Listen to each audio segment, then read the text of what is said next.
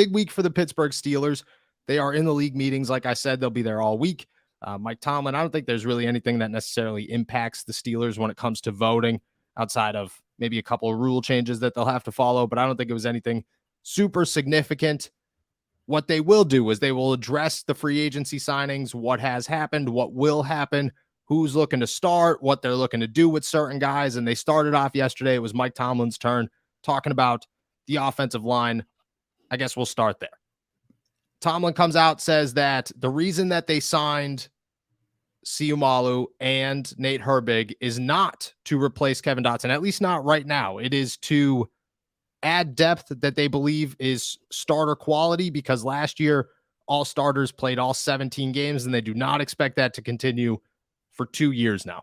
I think the big question here, Tomlin said that they'll open it up to competition in the summer. They'll pick their best 5. I think everybody's mindset was, well, Isaac Siumalu is clearly in that top 5. It's more of, is Nate Herbig or is Kevin Dotson also in that top 5? Do you look at Tomlin's words and say, oh, yeah, well, that's believable, they will let everybody compete? Or do you look at Tomlin's words and say, yeah, okay, you signed a 30-year-old veteran who is the biggest offensive lineman in free agency still to come in here and compete for a starting job? I don't think so. Yeah, I mean, look, they can all compete, but I think we know who's going to win that competition. I think that's the way I look at it. Mike Tomlin's not the type to hand anything to anyone, but yeah, there's like you said, there's a reason you signed one of the best offensive linemen available on the market. I don't know, you wouldn't have pursued that guy if Kevin Dotson was a slam dunk starter, and you could have gotten different depth for cheaper. You got a starter quality player and like we said, one of the best offensive linemen in the league. Like, this is not, this didn't feel like a depth move when he was signed. And I think I don't know, it seems a little ridiculous to treat it that way. I think everyone can kind of see how that offensive line looks and how it looked last year. And it's clear that they made improvements. So the idea that they wouldn't use those improvements, like exercise the actual, better players that they got in free agency is, I think it's pretty easy to see through. Yeah. I have a hard time with the whole, well, everybody's got to compete always. That's just what we do. I could see if they went into the summer and Nate Herbig was an absolute monster and they're like, well, this guy's 25 years old. Like, let's give him the opportunity. Let's see what he could grow into. But to say that Isaac Siumalu came in here to compete with Kevin Dotson and the better of the two, which is clearly Siumalu, is going to come out as a star. Like, this isn't if this was a younger guy like Herbig, I would say, who doesn't have the long-term starting experience, who hasn't been an anchor to an offensive line for the last couple of years. And I get that he's a smaller piece to the Eagles offensive line, but he's still part of the offensive line for the last 4 or 5 years.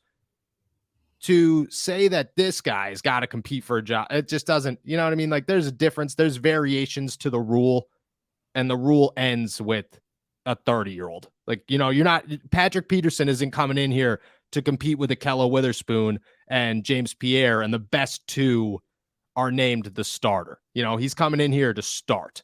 The 2 inside linebackers that Tomlin were both, he also said, he was like, oh, I don't know, we'll decide on who's starting and what the positions look. No, it's not.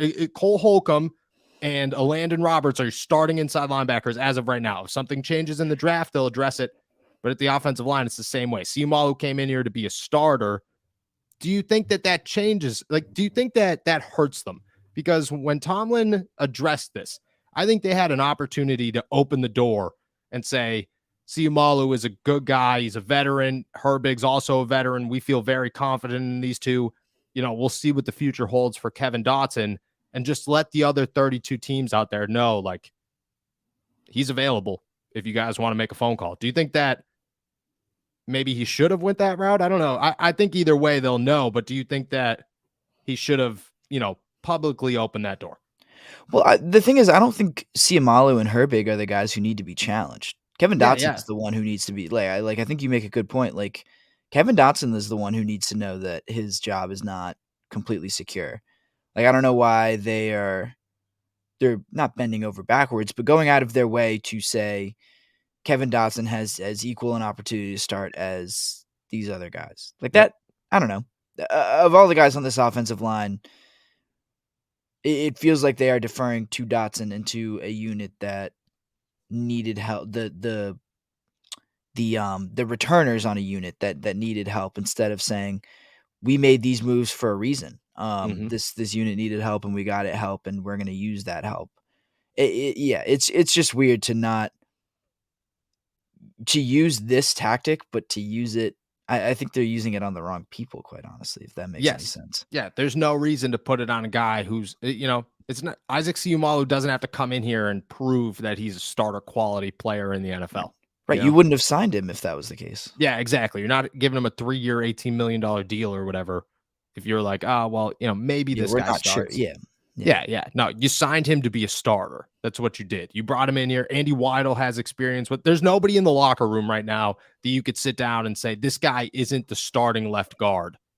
So maybe you should have just been open about that. And I think at the same time, you want to protect a guy like Nate Herbig, but just like you said, you don't have to protect Kevin Dotson. There's no reason to protect Kevin Dotson. He's a guy that's young. He's still competing. He was on the wrong side of the offensive line last year. He made a lot of penalties. He had two major errors that led to Kenny Pickett concussions, which, I don't put all of that on Kevin Dotson. I really don't even put half of that on Kevin Dotson. But he was the guy who let somebody through who gave Kenny Pickett a concussion, and he took the blame for that twice. He's the guy that you got to put a little bit of pressure on. And I don't know, like Mike Tomlin doesn't like to do anything publicly, but behind closed doors, you better be putting that pressure on. You Right. better, just like you're saying, you better follow through and say, hey, look at, these are these guys came in here. There's obvious, don't just let it be interpreted, because I don't think Right. everybody in that locker room is going to interpret that. And I think that you have to. Yeah, exactly. Like, yeah, at some point you have to be direct Yeah. with Kevin and say, there's nothing guaranteed for you on this team." At a certain to a certain extent, Kevin should know that, but Yeah, you should. yeah, yeah. Do you think that the window is still open to trade him before the draft? Um,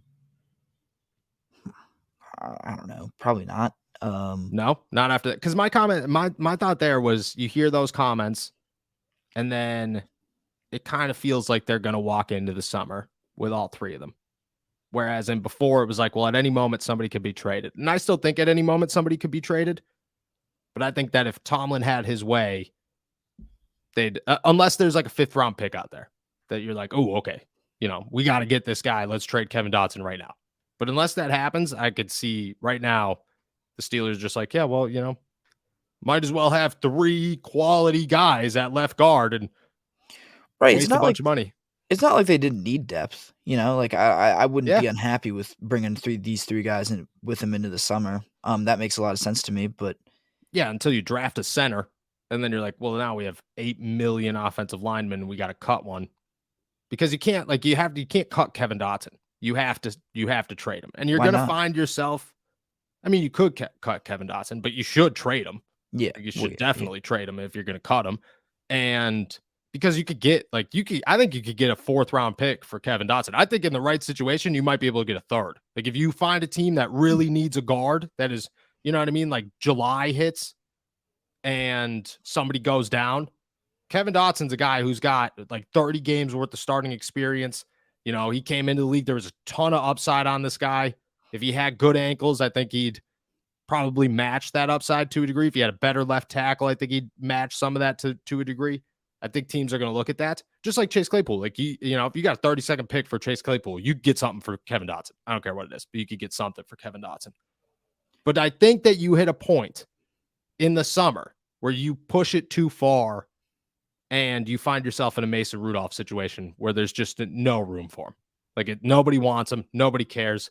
All the positions are filled. Nobody's going after Kevin Dotson. And I think you're playing a dangerous game the longer you wait to trade him.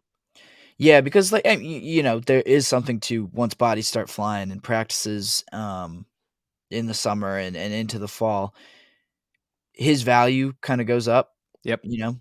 But that's only if he can stay healthy, which is not something he's proven he's very capable of. So Yeah, exactly. you're just gambling on whether if you hold the longer you hold on to him, the more you are gambling on him staying healthier longer than however many other starting guards in the NFL. Exactly. You are, I mean, You're taking a risk. He's a guy that's a risk that you could get a reward for right now. And I just don't think that's the Steelers' mindset, and I think it'd come back to hurt them.